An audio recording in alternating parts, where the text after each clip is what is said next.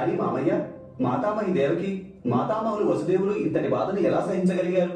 వారు మనసు క్షోభించలేదా? పుట్టిన ప్రతిసారి వారు జన్మనిచ్చిన శిశువును బలి తీసుకున్నారు కదా.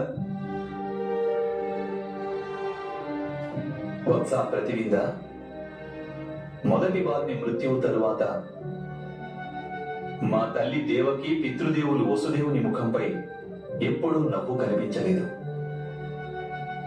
నిజానికి ఆ బాలురందరినీ ఎవరూ బలి తీసుకోలేదు వత్స. అధర్మాన్ని ఎదిరించిన ఆ యుద్ధంలో వారికి వీరస్వర్గం లభించింది. అయితే బలయింది మా తల్లిదండ్రుల సుఖమే ప్రతివిందా. కానీ ఇంతటి మహాత్యాగాన్ని వారు ఎందుకు చేశారు మావయ్య?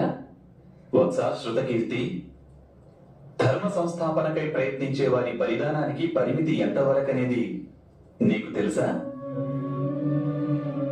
పాపులు చేసే పాపాలకు పరాకాష్టే వారి బలిదానానికి పరాకాష్ట. అంటే పాపులు వారు చేసిన పాపాలు నశించనంత వరకు, అప్పటి వరకు ధర్మాన్ని ప్రేమించే వారి బలిదానం ఏ విధంగా పూర్తవుతుంది? నేనన్నది ఉచితమే కదా సఖీ.